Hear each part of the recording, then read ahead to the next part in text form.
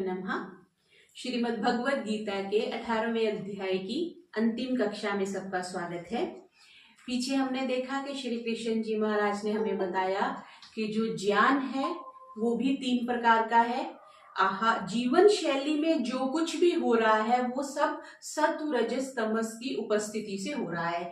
चाहे वो हमारा आहार है, चाहे वो हमारा ज्ञान है, चाहे वो कर्म है, चाहे तप है, त्याग है, कुछ भी जो भी हम क्रिया कर रहे हैं उसके पीछे ये 3 गुण कार्य कर रहे हैं। और पीछे श्री कृष्ण जी ने ये भी बताया कि प्रकृति जो है वो सारी इन तीनों चीजों से बनी है। सिर्फ और सिर्फ एक जो परम ब्रह्म है, जो परमात्मा है, वही इन तीनों गुणों से भिन्न है, उसमें ही बदलाव नहीं होते। बाकी सब, चाहे वो मनुष्य लोक में रहने वाले मनुष्य हैं, चाहे देवता लोक में रहने वाले देवता हैं, वो भी इन तीनों गुणों से प्रभावित होते हैं। तो हमने ये पीछे देखा था कि 60 श्लोक हमने देख लिए थे। फिर श्री कृष्ण जी ने ये बताया कि स्वभावजः जो कर्म होते हैं, हर इंसान जब पैदा होता है तो उसके कर्माशय के अनुसार उसके कुछ कर्म निर्धारित कर दिए जाते हैं और उस प्रकृति उसको करवाती ही है। जैसे उन्होंने अर्जुन से कहा कि भले ही तुम कितना भी इनकार कर लो कि तुम युद्ध नहीं करोगे, पर परम पिता परमात्मा तुम्हारे अंदर प्रकृति को इस तरह से बैलेंस कर देंगे कि तुम्हें युद्ध करना ही पड़ेगा। ऐसा बहुत बार होता है कि हम बहुत सी क्रियाएं करना नहीं चाहते, काम नहीं करना चाहते, कई बार हम कोई जॉब नहीं करना चाहते, कोई बिजनेस नहीं करना चाहते, या कोई भी और छोटी मोटी गतिविधि हम करना नहीं चाहते, लेकिन वो होएगी बिकॉज वो आपके प्रारब्ध में है, आपके कर्माशय के अनुसार है। आप कर्माशय से भाग के कहीं भी नहीं जा सकते। तो ये बात एक तो हमें बहुत स्पष्ट होगी कि हमें जीवन में कभी भी डिससेटिस्फाइड नहीं होना चाहिए, बिकॉज सामने वाले को जो मिला है वो उसके भाग्य के अनुसार मिला है, हमें जो मिला है हमारे भाग्य के अनुसार मिला है। इसलिए जो भी जीवन में स्वभावतः कर्म लिखे गए हैं, चाहे आप क्षत्रिय हैं, चाहे वैश्य हैं, चाहे शूद्र हैं, ये क्षत्रिय वैश्य शूद्र एक अलग अलग कैटेगरीज नहीं है। इसको हम ऐसे समझ सकते हैं जैसे आजकल हम किसी को अहुजास कह देते हैं, किसी को हम शर्मास कह देते हैं, वैसे ही तब ये बनाई गई थी। जैसे हम आजकल एक डॉक्टर्स का ग्रुप हो गया, एक नर्सिस का हो गया, एक प्रोफेशनल्स का हो गया, एक इंजीनियर्स का हो गया, मतलब उनके कार्य के आधार पर हमने उनकी कैटेगरीज बना दी थी। जो पठन पाठन करते हैं, अध्यात्म करते हैं, यज्ञ याद करवाते हैं, उनको हमने ब्राह्मण कह दिया। जो वाणिज्य करते थे उनको हमने वैश्य कह दिया था, और जो दूसरे सेवा करते थे उनको हमने शूद्र कह दिया। तो इस तरह से डिवाइड किया हुआ था। जैसे आजकल हम कह देते हैं ये इंजीनियरिंग ग्रुप हो गया, ये मेडिकल ग्रुप हो गया, ये कॉमर्स ग्रुप हो गया, ये ह्यूमैनिटीज हो गया। तो division was as per work, it was not as per the birth, कि आपका जन्म जिस जाति में हुआ है। तो इस चीज को भी समझना है।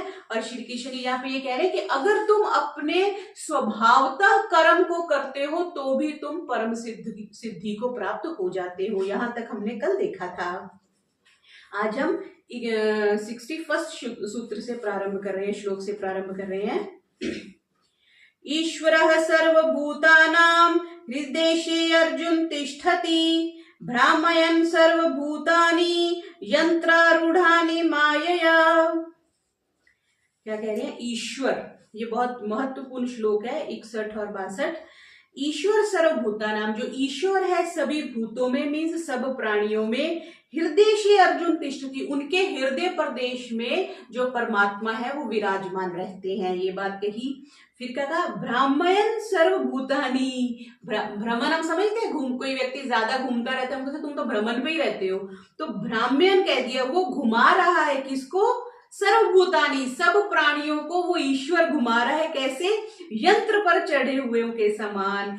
जैसे आप वो बचपन में हम झूला लेने जाते थे ना, तो वो घोड़े होते हैं, घोड़े पे बैठोगे तो वो जो घोड़े वाला वो घुमाता है। जब आप किसी, या आजकल जैसे आप गाड़ी में बैठ गए, ट्रेन में बैठ गए, तो फिर आपका कोई नियंत्रण नहीं है। वो गाड़ी अगर अजमेर से चल के दिल्ली जाएगी तो वो दिल्ली ही जाएगी। आप उसको ये नहीं कह सकते अब मैं इस गाड़ी में बैठ गई हूं, तुम इसको हरिद्वार ले चलो। तो यहाँ पे क्या कह रहे हैं कि ईश्वर क्या कर रहे हैं? सभी यात्रियों या प्राणियों को जैसे किसी यंत्र पर बिठा करके घुमा रहे हैं। तो ये कितना स्पष्ट बात उन्होंने ये कर दी। कि हमारा जब संबंध दूसरों के साथ रहता है तभी हमारे राग द्वेष होते हैं। अगर हम ईश्वर को समर्पित करते हैं, ट्रेन में अगर ड्राइवर या बस में ही देखिए, अगर बस का ड्राइवर तेज चलाए, धीरे चलाए, या जहां उसकी इच्छा होती है वो रोक देता है, हम कुछ नहीं कर सकते। बस ऐसे ही इस ब्रह्मांड का जो ड्राइवर है वो परमात्मा है, उस पर आपका कोई नियंत्रण नहीं है। जो भी जीवन चल रहा है वो वैसा ही चल रहा है। अब इसका आप ये प्रश्न करेंगे कि फिर हमारी कर्म की स्वतंत्रता कैसे रही? बस कर्म की स्वतंत्रता इतनी है कि आप ट्रेन में बैठ गए हो और ट्रेन के डिब्बे के अंदर आप घूम फिर सकते हो, बैठ सकते हो। आपने सीट रिजर्व कराई है तो आप थोड़े आनंद से जा सकते हो, एसी में करवाई है तो और आनंद से जा सकते हो। बस इतनी ही कर्म की स्वतंत्रता है। या यूं कहिए कि जैसे आपके घर में बिजली के जितने भी उपकरण हैं, तो ऐसे परमात्मा सब प्राणियों में विद्यमान है जैसे आपके घर में बिजली विद्यमान है। उस बिजली से आप मिक्सी चलाते हो, उस मिक्सी से आप कूलर चलाते हो, सॉरी उस बिजली से आप कूलर चला रहे हो, उस बिजली से आप ट्यूबलाइट जला रहे हो, वो आपकी कर्म की स्वतंत्रता है। बस आपके घर में बिजली उपस्थित है, ये एक प्रामाणिक सत्य है। ऐसे ही परमात्मा क्या कहा, सर्वभूतानां हृदय अर्जुन तिष्ठति। चाहे वो चींटी है, चाहे वो मच्छर है, चाहे वो छिपकली है, सबके हृदय में ईश्वर बैठा हुआ है। ऐसा श्री कृष्ण जी ने हमें उत्तर बताया और ये बहुत महत्वपूर्ण और समझने वाला श्लोक है। सुन अर्जुन, खुदा है खुदा हर कहीं, खुदाई के दिल में खुदा है मकी। वो सब हस्तियों को घुमाता रहे, वो माया का चक्कर चलाता रहे। माया का चक्कर तो परमात्मा ही चला रहे हैं ना। आगे 62वां, तमेव शरणं गच्छ सर्वभावेन भारत, तत्प्रसादात् परां शांतिं स्थानं प्राप्स्यसि शाश्वतम्। अब आप देखिए, क्योंकि अगर श्री कृष्ण जी खुद अर्जुन को ये बता रहे हैं कि तुम क्या करो, ईश्वर जो है सभी के हृदय में बैठा हुआ है। वो यहाँ पे ये नहीं कह रहे कि मैं सभी के हृदय में बैठा हुआ हूं, है ना। तो ईश्वर को बता रहे हैं और स्वयं ईश्वर ना होकर क्या वो कह रहे हैं, तमेव शरणम गच्छ, तुम उनकी शरण में जाओ। सर्वभावेन भारत, सर्वभाव से, सब अच्छी प्रकार, सर्वात्मना से, तत्प्रसादात, उनकी कृपा से क्या होगा, परम मीन्स श्रेष्ठ शांति को तुम प्राप्त करोगे। जैसे हम कहते हैं कि भाई ये काम मैं नहीं कर सकता, ये काम तुमने करना है ना, तो फलां व्यक्ति के पास जाओ, वो चाहेंगे तो तुम्हारा ये काम हो जाएगा। तो इसी से स्पष्ट हो रहा है कि श्री कृष्ण जी ईश्वर नहीं है, वो ईश्वर के रिप्रेजेंटेटिव बन के उन्होंने ये पूरी भगवत गीता का ज्ञान दिया है। जैसे हम जो नोट्स बनाते हैं ना, जैसे किसी कंपनी का भी मार्च में वो, अप्रैल में वो बनता है, एनुअल रिपोर्ट बनती है, तो ऊपर तो पहले कंपनी का पूरा नाम लिख देते हैं, जैसे टाटा ऑटोमोबाइल्स लिमिटेड लिख दिया, फिर आगे लिख देते हैं thereafter it should be read as a firm. तो उसके बाद सिर्फ फर्म फर्म लिखते रहते हैं। अब पहले उन्होंने ईश्वर के बारे में बता दिया, फिर सारा मैं कहते रहे, और अंत में आके बोल दिया कि ईश्वर सर्वभूतानां हृदय अर्जुन तिष्ठति, सबके हृदय में रहते हैं। और तुम तमेव शरणम गच्छ, तुम उनकी शरण में जाओ। अगर वो जाएंगे, अगर वो प्रसन्न होंगे, तो तुम क्या करोगे, परम शांति को प्राप्त कर लोगे। सर्व भाव यहाँ पे कह दिया, सारी भावनाओं के साथ, संपूर्ण अस्तित्व को समेट करके, सब कुछ इकट्ठा करके उनकी शरण में चले जाओ। उसकी कृपा से तुम परम शांति और शाश्वत हो जाओगे, अमर पद को प्राप्त कर लोगे। तू जाए पनाह उसी को बना, उसी जात में अपनी हस्ती लगा। तू रहमत में उसकी समा जाएगा, सकूं ओ बका उससे पा जाएगा। सकूं हम समझते हैं आराम को, और बका कहते हैं अमर पद को। तो यहाँ पे उन्होंने कहा तमेव शरणम गच्छ, तुम उस ईश्वर की शरण में चले जाओ, तब तुम्हारा कल्याण होगा। आगे 63वां, अब ये जो इतनी सारी बातें श्री कृष्ण जी ने अर्जुन को बताई, उसके बारे में कह रहे हैं। इति ते ज्ञानमाख्यातं गुह्याद् गुह्यतरं मया, विमृश एतद् शेषेण यथेच्छसि तथा कुरु।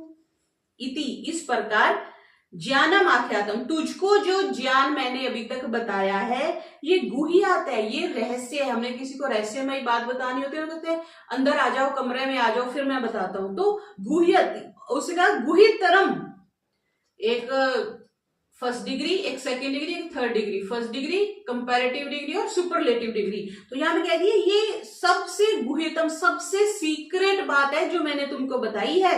विमृश्य, इस पे विचार करो। एतत् अशेषन, ये सब प्रकार से कंप्लीट है, इससे कुछ भी बचा नहीं है। जैसे कहते हैं मैंने सब कुछ तुम्हें बता दिया, मैंने कुछ भी छुपाया नहीं है। अशेषन, सब प्रकार से ये पूर्ण है। यथा इच्छसी तथा कुरु, पहले तो सारी बात बता दी कि ये ज्ञान मैंने तुझे बतलाया है, ऐसा जो ज्ञान है वे यह बड़े से बड़ा रहस्य है। इस ज्ञान को पूरी तरह से विचार करके अब तुम्हारी जो इच्छा है तुम करो। तब हम क्या कहते हैं, अगर हमें घर के लोग भी कह देते हैं ना, हम पहले तो हम अपनी जिद करते रहते हैं, मैं ये करूंगा, मैं ये जॉब करूंगा, ये नहीं करूंगा, ये पढ़ाई करूंगा, ये पढ़ाई नहीं करूंगा, वो सारा कुछ बता करके सारी हमें प्रवचन दे के पूरी बात समझा के जब पिताजी कमरे से चले जाते हैं ये बोल के कि अब जो तुम्हारी इच्छा है तुम करो, फिर हम क्या करते हैं, ठीक है जो पिताजी ने कहा मैं वही मान लूंगा। बस वही बात है। यहाँ पर आके अर्जुन जो है वो एक तरह से अभी तक तो सुन रहे थे, जब ये श्री कृष्ण जी ने कह दिया यथेच्छासि तथा कुरु, अब तुम्हारी जो इच्छा है तुम करो, चाहे युद्ध करो चाहे नहीं करो, तब अर्जुन जी थोड़े कॉन्शियस होते हैं। फिर आगे उनका भी आएगा। तो यहाँ पे उन्होंने ये कहा कि ये ज्ञान है और इसको सुनने के बाद अब जो तुम्हारा मन कहता है वो तुम करो। बताया तुझे मैंने ए पाकबाज, यह ज्ञानों का ज्ञान और राजों का राज। तवज्जो से इस राज पर गौर कर, अमल इस पे तू चाहे जिस तौर कर। तुमने इसको ध्यान पूर्वक इस पे विचार करो और फिर जो तुम्हारी इच्छा है तुम करो। 63वां हुआ। आगे 64वें में क्या कह रहे हैं, इसी से संबंधित है। सर्वगुह्यतमं भूयः शृणु मे परमं वचः, इष्टोऽसि मे दृढ़मिति ततो वक्ष्यामि ते हितम्। सर्वगुह्यतमम, सबसे ज्यादा जो सीक्रेट वाली विद्या है, अध्यात्म विद्या है, उसको भय फिर शिणु, फिर से तुमको मैंने सुनाया है। ऐसा कहते हैं कि श्रीमद् भगवत गीता का ज्ञान 2-3 बार पहले भी दिया जा चुका था और सबसे जो रिसेंट है वो ये ज्ञान है जो श्री कृष्ण जी ने अर्जुन को दिया था। तो ये कह रहे हैं कि अब तू मेरे वचन को फिर से सुन ले। क्या कि ये गुह्यतम है, सबसे ज्यादा ये सीक्रेट है। क्यों? क्योंकि इष्टोऽसि में दृढ़मति, इष्ट कह देते हैं प्रिय को, इष्ट हम परमात्मा को भी कह देते हैं जिसकी हम पूजा अर्चना करते हैं क्योंकि वो हमें सबसे प्रिय होते हैं। इष्ट प्रिय को कह देते हैं क्योंकि तू मेरा बड़ा प्रिय है, मेरा बड़ा नजदीक है, इसलिए मैं तुझे बताऊंगा। ततो वक्ष्यामि ते हितम, तुम्हारे लिए जो ठीक है वो मैं बताऊंगा। तो श्री कृष्ण जी अर्जुन को ये कह रहे हैं कि हम कहते थे ना कई बार, जैसे हम माता पिता की बात नहीं मानते तो पिताजी या माता पिता तो नहीं, गुरुजन कह देते हैं कि तुम्हारे लिए ये बेस्ट है, तुम्हें ये करना चाहिए, बाकी अब तुम देख लो। तो वही उसी दृष्टि से वो ये कह रहे हैं कि क्योंकि तू मेरा प्रिय है इसलिए मैं तुझे वो बतलाऊंगा जो तेरे लिए हितकर है, जो तुम्हें करना चाहिए। ऐसा श्री कृष्ण जी ने कहा। सुनब सरे पन्हा की एक और बात, बड़े राज की काबिले गौर बात, कि अर्जुन तू प्यारा है महबूब है, तेरा फायदा मुझको मतलूब है। मतलब हम समझते हैं ना, तेरा फायदा ही मैं चाहता हूं, इसलिए मैं तेरे को ये सीक्रेट बता रहा हूं। आगे मतलब ये बात को दोबारा से श्री कृष्ण जी कह रहे हैं, इसलिए 65वें में क्या कह रहे हैं,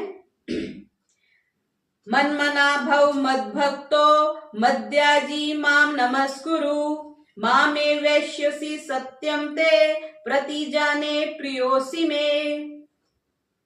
मन मना, मुझ में मन लगाओ, ऐसा कह रहे हैं, मुझ में लगे हुए मन वाला, ऐसा भी कह सकते हैं। भव तुम हो जाओ, मद भक्ता मेरे भक्त हो जाओ, मद्याजी मेरा ही यजन करने वाले बनो, माम नमस्कुरु मेरे को ही नमस्कार करो, मामेव एष्यसि तब तुम मुझे ही प्राप्त करोगे, सत्यम ते मैं तेरे को ये सत्य बताता हूँ, प्रति जाने प्रतिज्ञा करता हूँ और विश्वास दिलाता हूँ, प्रिय असी क्योंकि तू मेरा प्रिय है, इसलिए मैं तेरे को ये बता रहा हूँ कि तुम क्या करो, अपने को मुझ में लगा दो, मेरे भक्त बन जाओ, मेरा यजन मेरा ही पूजन करो, मुझे नमस्कार करो, ऐसा करने से तू मेरे को प्राप्त कर लेगा। ऐसा अर्जुन को श्री कृष्ण जी कह रहे हैं। क्यों?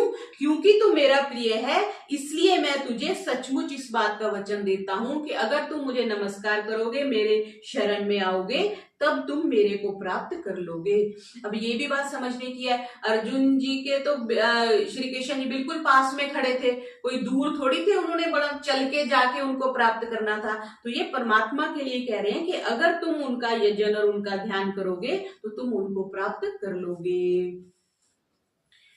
लगा मुझ में दिल भक्त हो जा मेरा, लगा मुझ में दिल भक्त हो जा मेरा, तू कर यज्ञ मेरे सामने सर झुका, मुझे तुझसे मुझसे तुझे प्यार है, मुझे तुझसे मुझसे तुझे प्यार है, मेरा वस्ल का तुझसे इकरार है। इकरार हो गया प्रॉमिस, तो मेरा तुमसे मिलना कन्फर्म है। क्यों? क्योंकि तुम मेरे प्रिय हो और मैं तुम्हारा प्रिय हूं। ये 65वां हुआ। अब अगला जो श्लोक है ये भी बहुत ही महत्वपूर्ण है और इसको कंठस्थ भी करेंगे, स्मरण भी करेंगे। इसमें वो कहते हैं कि मैं तुम्हें सब पापों से मुक्त कर दूंगा। ये थोड़ा विश्लेषण वाला भी है कि सब का पापों से कैसे श्री कृष्ण जी मुक्त कर देंगे। सर्वधर्मान् परित्यज्य मामेकं शरणं व्रज, अहं त्वा सर्व पापेभ्यो मोक्ष्यिष्यामि मा शुचः। बहुत ही प्रसिद्ध और बहुत ही अच्छा श्लोक है। सर्वधर्मान, सभी धर्मों को परित्यज्य छोड़कर, मामेकं शरणं व्रज, मेरी शरण में आ जा, सारी एक्टिविटीज को छोड़ करके, अहं त्वा सर्व पापेभ्यो, मैं तुम्हें सब पापों से मुक्त कर दूंगा, तुम शोक मत करो। अब यहाँ पे धर्म का अर्थ है कि आपका जो कर्तव्य है, जो आपका कर्म बनता है, जो आपकी ड्यूटी है। तो ये कह रहे हैं कि जो स्वभावजक कर्म पीछे बताए हैं, उन कर्मों को अगर तुम करते रहते हो, उन कर्मों को करना तो है लेकिन मेरे को सरेंडर कर देना है। सब धर्मों को परित्यज्य मीन्स हम उलझे रहते हैं ना, कोई भी कार्य कर रहे हैं तो हम उसमें संलग्न हो जाते हैं, हम परमात्मा को भूल जाते हैं। जैसे पीछे कहा था कि कुछ भी एक्टिविटी करते हुए तुम मेरा स्मरण रखो, मेरे को मेरे साथ बने रहो। तो यहां से ये कहना चाहते हैं कि धर्म का स्वरूप त्याग करना ना तो गीता के अनुसार है, ना ही प्रसंग के अनुसार है, क्योंकि भगवान यहाँ पे कह रहे हैं करिष्ये वचनम तव, मीन्स आप अपने कर्तव्य कर्म का पालन अगर अच्छे से करते रहते हो, जो भी आपके वर्णाश्रम के अकॉर्डिंग है या जो आपकी जॉब है, जो भी आप फैमिली में है, जिस भी तरह से आप रह रहे हैं, तो उनका त्याग नहीं करना चाहिए, उनको जरूर करना चाहिए। फिर क्या कहा? और मेरी शरण में आ जाओ, जो भी कार्य करते हो आप मेरी शरण में आकर करो। जैसे हम घर में अगर कोई डॉगी भी रख लेते हैं तो हम उसके लिए रिस्पॉन्सिबल हो जाते हैं। अगर वो बीमार हो गया, हम उसको डॉक्टर के पास लेके जाते हैं, उसको जो भी फूड आइटम देनी है वो उसको अवेलेबल करवाते हैं। क्यों? क्योंकि वो हमारी शरण में आ गया। तो परमात्मा क्या, तो सारी सृष्टि है, सारा ब्रह्मांड है, अगर हम उनकी शरण में चले जाएंगे तो वो हमारी सारी जो नीड्स है, जो हमारी सारी जरूरतें हैं वो पूरी करते हैं। तो यहाँ पे क्या था? सब धर्मों को छोड़ करके तू मेरी शरण में आ जा और तू दुखी मत हो। यहाँ पे ये भी समझ लेना चाहिए कि जब हम सब कुछ छोड़ करके परमात्मा की तरफ चले जाते हैं तो हमारी जिम्मेवारी जो है वो खत्म हो जाती है। क्यों? क्योंकि परमात्मा सारी चीजों की टेक केयर कर लेते हैं। तू सब धर्म छोड़ और ले मेरी राह, तू मांग आके दामन में मेरे पनाह, तेरे पाप सब दूर कर दूंगा मैं, न गमगी हो मसरूर कर दूंगा मैं। तू गमगी मत हो, मैं तेरे को प्रसन्न कर दूंगा, ऐसा श्री कृष्ण जी ने कहा 65वें श्लोक में। 66वें। अब आगे 67। इसमें भी वो बता रहे हैं कि अब ये जो मैंने इतना सीक्रेट जो तुम्हें उपदेश दिया है, इसका क्या महत्व है और इसको किसको देना चाहिए। हम कह देते हैं ना, मैंने तुम्हें सारी बातें किसी को बता देते हैं, फिर हम कहते हैं कि ये बात आगे किसी को मत बताना, अगर तुम बताओगे तो अच्छा नहीं होगा। कई बार हमारी ऐसी भावना रहती है। तो इस दृष्टि से कह रहे हैं कि ये इतना महत्वपूर्ण ज्ञान है, ये उसको देना चाहिए। उसके लिए कुछ कंडीशन उन्होंने रखी है, वो बात आगे 67 में कर रहे हैं। इदम ते ना तपस्काय ना भक्ताय कदाचन, न च अशुशुष्वे वाच्यम न च माम योऽभ्यसूयति। इदम ते ना तपस्काय, जो तपस्या नहीं करता, जो तपस्वी ना हो उसको, अभक्ताय जो भक्त नहीं है, कदाचन नहीं, उनको बिल्कुल नहीं बताना चाहिए, अश्रुशुषवे, जो उसको सेवा शुश्रूषा हम कहते हैं ना, सेवा करना, किसी का टेक केयर करना, जिसको परिचारिका भी कह देते हैं, परिचारिक करना, तो जिसमें सेवा करने की इच्छा नहीं है, वाच्यम उनको नहीं बताना चाहिए। और जो क्या बोला, अभ्यसूयति, जो निंदा करता है भगवान की मेरी, उसको भी ये नहीं बताना चाहिए। पहले बताया कि ये मैं गुह्य उपदेश तुम्हें बता रहा हूं। तुम्हें क्यों बता रहा हूं? क्योंकि तुम मेरे बहुत प्रिय हो और तुम मेरी शरण में आ जाओगे, मैं तुम्हारे सारे पापों को दूर कर दूंगा, ये बोल दिया। अब कह रहे हैं कि जो मैंने तुम्हें ये सीक्रेट उपदेश दिया है, किसी ऐसे व्यक्ति को कभी मत देना जो अतपस्काई, जो तपस्वी नहीं है, जो भक्त नहीं है और जिसमें सेवा भाव नहीं है, या जो मेरी निंदा करता है, उसको आप श्रीमद् भगवत गीता का ज्ञान नहीं देंगे। ऐसा श्री कृष्ण जी ने कंडीशन रख दी 67 में।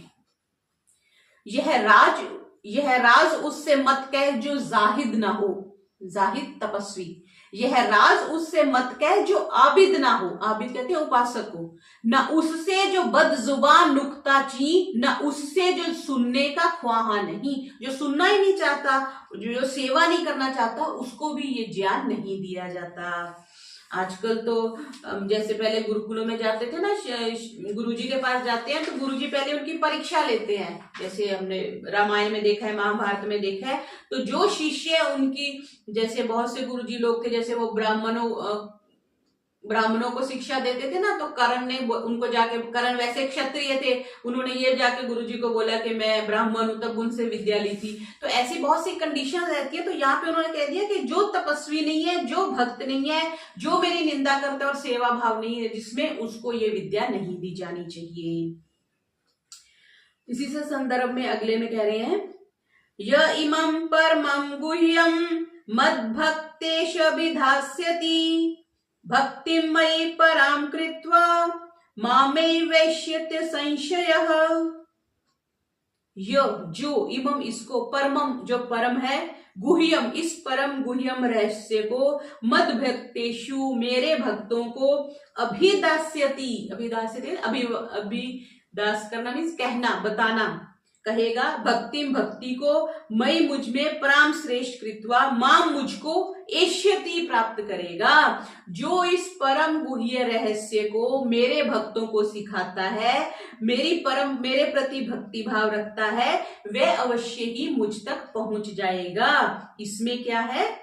असंशय, एष्यति मेरे को प्राप्त करेगा, असंशय, वो किसी भी संशय में, इस बात में कोई संशय नहीं है, मतलब बिना किसी संशय का वो डेफिनेटली मेरे को प्राप्त करेगा। कौन? जो इस इतने गूढ़ रहस्य को जो सबको बताएगा मीन्स पहले कंडीशन बता दी किस किस को बताना है, भक्तों को सिखाएगा और मेरे प्रति भक्ति रखेगा, वो अवश्य ही मेरे तक पहुंच जाएगा।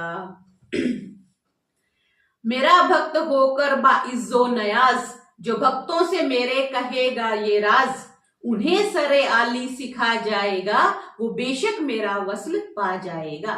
सरे आली शास्त्र कली कह देते हैं, मेरा वस्ल पा जाएगा मीन्स मेरे को प्राप्त कर लेगा। तो इसलिए भी श्रीमद् भगवत गीता का पठन पाठन बहुत लोग करते हैं, इसीलिए कि वो परमात्मा को प्राप्त कर लेंगे। आगे 69वें में क्या कह रहे हैं? अर्जुन के लिए कह रहे हैं, न च तस्मान् मनुष्येषु कश्चिन्मे प्रिय कृतम भविता न च मे तस्मादन्यः प्रियतरो भुवि। अधिक प्रिय भुवि इस संसार में, न च तस्मात् उनमें से, मनुष्येषु मनुष्यों में, कश्चित कोई भी, मेरा प्रिय कृतम अधिक प्रिय करने वाला कोई भी नहीं होगा। ये उस व्यक्ति के लिए कह रहे हैं जो भगवत गीता का ज्ञान दूसरों को दे रहे हैं। तो कह रहे, पीछे बताया ना, जो मेरे गुह्य रहस्य को मेरे भक्तों को बताएगा वो मेरे को अवश्य प्राप्त करेगा, इसमें कोई संदेह नहीं है। अब कह रहे उस व्यक्ति की अपेक्षा, तस्मात आ गया ना, तस्मात जो आप कहते हैं पंचमी विभक्ति में आता है कि उस व्यक्ति के बिना, उस व्यक्ति से ज्यादा कोई भी मेरे लिए इस संसार में प्रिय नहीं है, या इससे ज्यादा प्रिय करने वाला कोई भी नहीं है। इस संसार में उसकी अपेक्षा से मुझे कोई ज्यादा प्रिय नहीं है। मीन्स वो मेरा डियरेस्ट है, जो मेरे इस ज्ञान को दूसरों को बताता है। 69 में ये कहा उससे बढ़कर है इंसान कोई, करे ऐसी प्यारी जो सेवा मेरी, मुरव्वत की आंखों का तारा है वो, मुझे सारी दुनिया से प्यारा है वो। मुरव्वत क्या देते हैं? स्नेह को, प्यारे को, कि जो मेरी विद्या को दूसरों को देगा वो मेरे लिए सबसे प्यारा है। आगे 70वें में क्या कह रहे हैं? अध्येष्टे च य इमं धर्मयं संवादमावयोः, ज्ञान यज्ञेन तेनाहम् इष्टः स्यामिति मे मतिः। अध्येष्टे मीन्स अध्ययन करेगा, च और यह जो, इमम इसको, धर्मयम धर्म संगत, संवाद को, ये जो संवाद ही हो रहा था ना श्री कृष्ण जी के बीच में और अर्जुन के बीच में, आवयो दो लोगों के लिए कहते हैं, ज्ञान यज्ञेन इस ज्ञान यज्ञ के संवाद को, तेन हम उसके मैं इष्ट होऊंगा। जो भी इस संवाद का अध्ययन करेगा, जो भी श्रीमद् भगवत गीता का अध्ययन करेगा, मेरी यह धारणा है कि वे मेरी ज्ञान यज्ञ के द्वारा पूजा कर रहा होगा। हमें अभी तक लग रहा था हम सिर्फ भगवत गीता को पढ़ ही रहे हैं, हम पढ़ नहीं रहे, अध्ययन कर रहे हैं। तो श्री कृष्ण ने कितना स्पष्ट कह दिया, वो ज्ञान के यज्ञ से मेरा पूजन कर रहे हैं, वो अपने इष्ट की पूजा कर रही हैं, ऐसा श्री कृष्ण जी 70 श्लोक में कह रहे हैं। पढ़ेगा जो कोई बराए सबाब, पुण्य की पुस्तक को जो पढ़ेगा, हमारे मुकद्दस सवालों जवाब, ये सवाल और जवाब थे ना जो अर्जुन और श्री कृष्ण जी के बीच में हो रहा था, मैं समझूंगा उसने दिया ज्ञान यज्ञ, इबादत में मेरी किया ज्ञान यज्ञ, उसने ज्ञान का यज्ञ किया है जिसने इस संवाद को अध्ययन किया है। 71वें में क्या कह रहे हैं? श्रद्धावानन सूयशन शिनुयादपि यो नरः, सोपि मुक्ता शुभान लोकान प्राप्नुयात पुण्य कर्मणाम।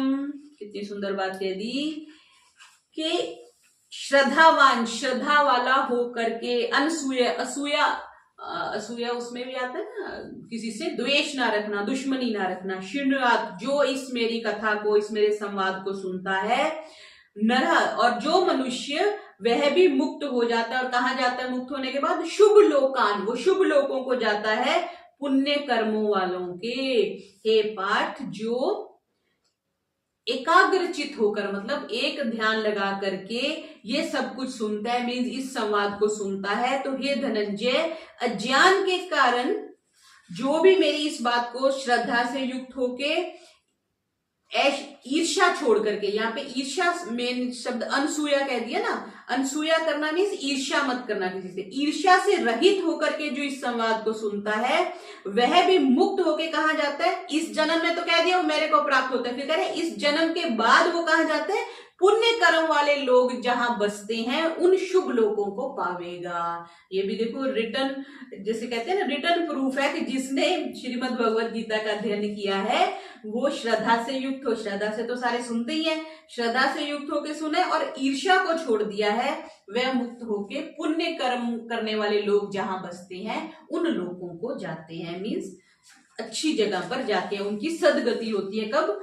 After death. फकत जो सुने रख के दिल में यकीन, जो विश्वास रख के मेरे को सुनता है, फकत जो सुने रख के दिल में यकीन, निकाले ना ऐब और ना हो नुक्ता चीन, गुनाहों से वो मुखलिसी पाएगा कि नेकों की दुनिया में आ जाएगा, वो शुभ लोकों में जाएगा। ये हमने 71वां देखा। अब 72वें में क्या कह रहे हैं?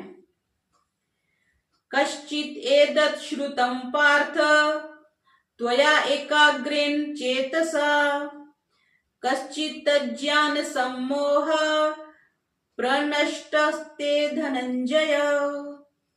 कच्चित मीन्स क्या? पार्थ अर्जुन को कह रहे हैं, तुमने एकाग्र होकर के इस ज्ञान को तुमने सुना है, पहले बता दिया उस सुनने के ये लाभ हैं। अब कह रहे हैं, अर्जुन ने कहा, अर्जुन कह रहे हैं इसमें कि अर्जुन को श्री कृष्ण जी कह रहे हैं कि हे पार्थ, तूने एकाग्र चित्त होकर ये सब कुछ तुमने सुना है। अब सुनने के बाद हे धनंजय, जो तुम्हें पहले पहले अध्याय के प्रारंभिक सूत्रों श्लोकों में जो अर्जुन को एक मोह पैदा हो गया था ना, ये मेरे रिश्तेदार खड़े हैं, मैं इनको मारूंगा नहीं, इनसे युद्ध नहीं करूंगा, उसके बारे में कह रहे हैं कि जो होके सुना, बता तेरे दिल से धनंजय कहीं फरेबे जहालत गया या नहीं। फरेब धोखा ना, धोखा फरेब हमारा आम भाषा में बोलते हैं, जहालत कहते हैं अनपढ़ता को, अज्ञानता को। तो अब तेरे दिल से जो फरेब था, जो जहालत थी, वो गई है कि नहीं, ऐसा श्री कृष्ण जी ने अर्जुन से पूछा। तो अब अर्जुन उवाच, अर्जुन जी उत्तर दे रहे हैं, नष्टो मोहा स्मृतिर्लब्धा त्वत्प्रसादान्मन् अन्मयाच्युत स्थितो अस्मि गत संदेह करिष्ये वचनम तव। नष्टो मोह स्मृति लब्धा, नष्ट हो गया है मोह, मेरा मोह नष्ट हो गया है। स्मृति लब्धा, मैंने स्मृति को प्राप्त कर लिया है, याददाश्त मुझे आ गई है। त्वत् प्रसादात, त्वत् करके दूसरे की कृपा से जो मिला, मतलब आपकी कृपा से जो मुझे मिला है, प्रसादात मया अच्युत, अच्युत श्री कृष्ण जी का नाम है ना, अच्युतम केशवम कृष्ण दामोदरम राम नारायणम जानकी वल्लभम, ये श्री कृष्ण जी के नाम है, उसमें अच्युत आया। तो प्रसादात मया अच्युत, आपकी कृपा से जो, हे कृष्ण जी महाराज, मैंने क्या किया है, स्थिरो अस्मि, अब मैं स्थिर हो गया हूँ।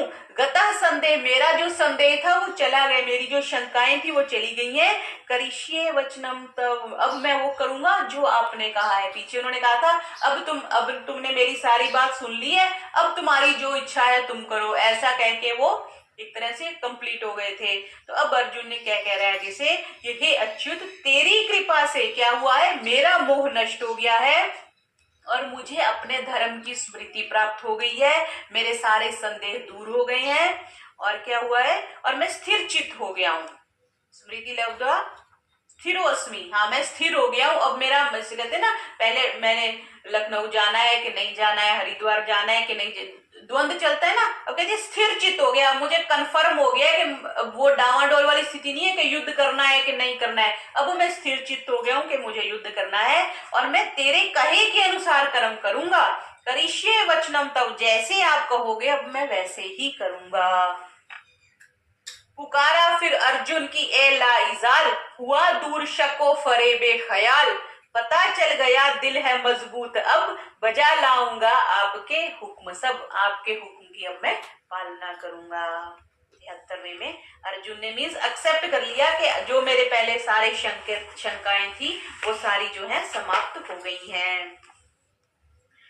74वें में अब ये संजय हुआ, जब ये कहानी शुरू कहां से हुई थी, संजय ने ये कहानी धृतराष्ट्र को सुनाई थी, ठीक है। तो अब संजय जी अब इस कथा में फिर से आ रहे हैं, जो प्रारंभ में आए थे प्रथम अध्याय में, बीच में भी शायद एक जगह पे आए थे, अब फिर आए हैं 74वें श्लोक में। इति अहम वासुदेवस्य पार्थस्य च महात्मनः संवादम इमं श्रोषम अद्भुतम रोमहर्षणम।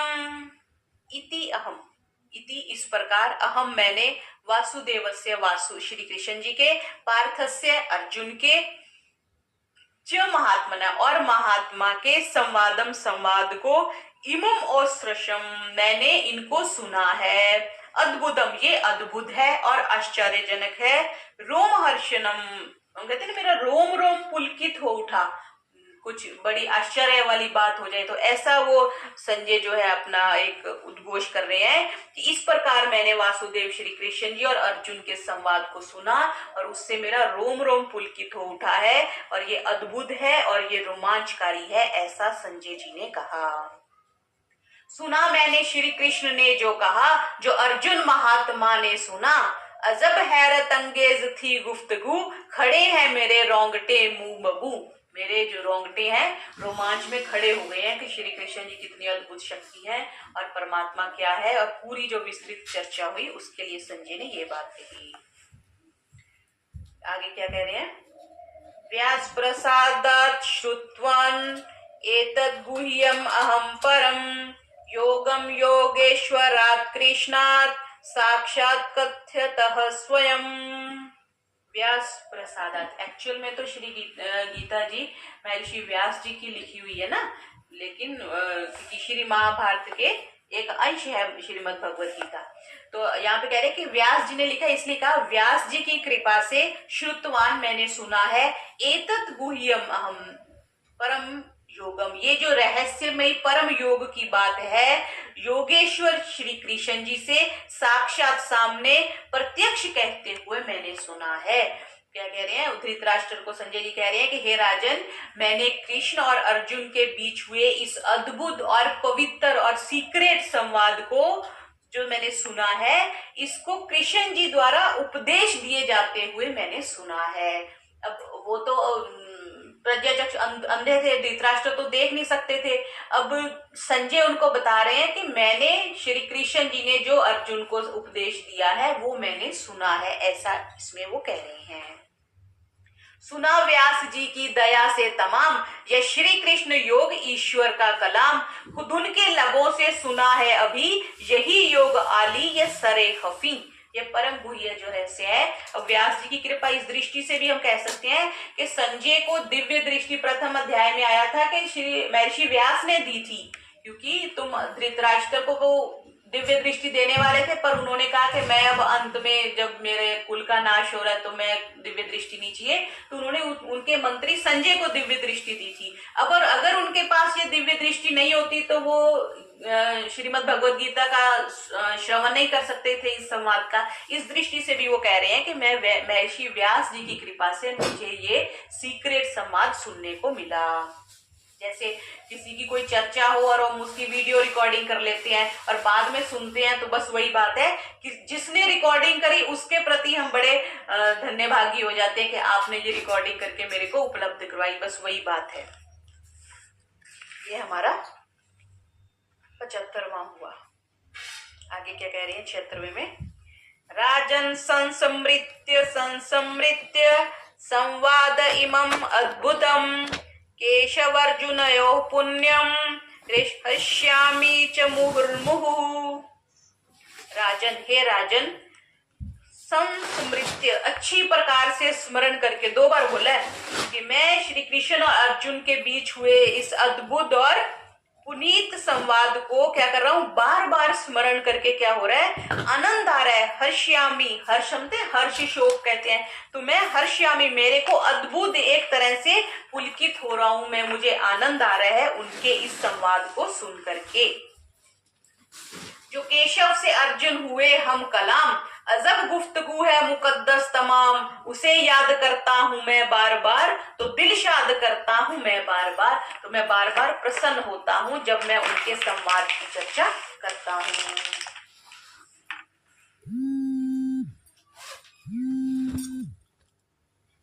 आगे 77वां।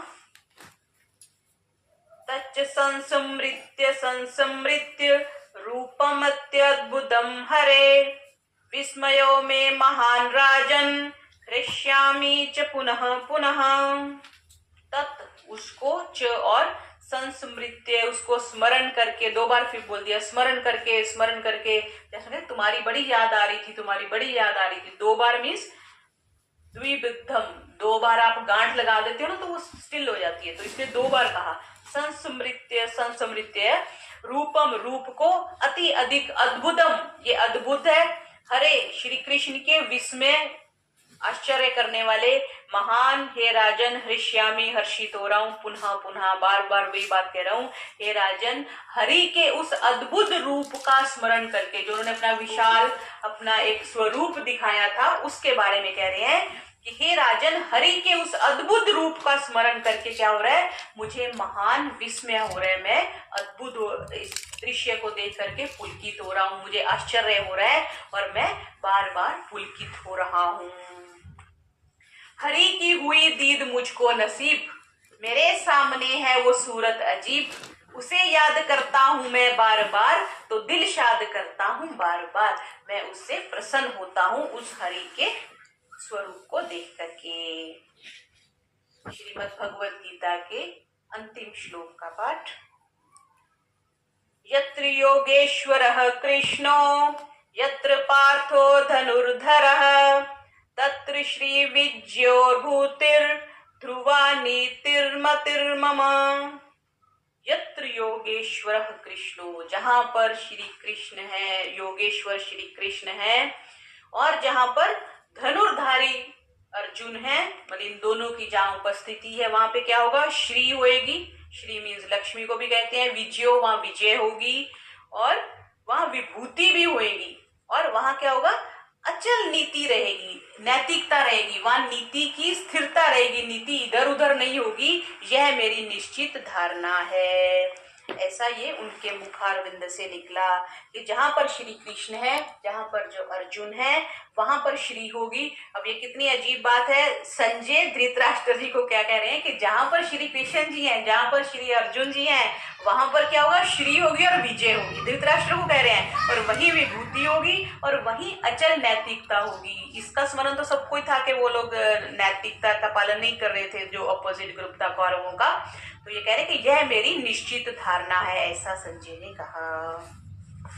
इस प्रकार हमने श्रीमद् भगवद गीता के 18 अध्यायों का अध्ययन किया। ओम तत्सदिति श्रीमद्भगवद्गीतासु उपनिषत्सु ब्रह्म विद्यायां योगशास्त्रे श्री कृष्ण अर्जुन संवादे मोक्ष संन्यास योगो नाम 18 अध्यायः। कृष्णं वन्दे जगद्गुरु, सर्वेभ्यो नमः।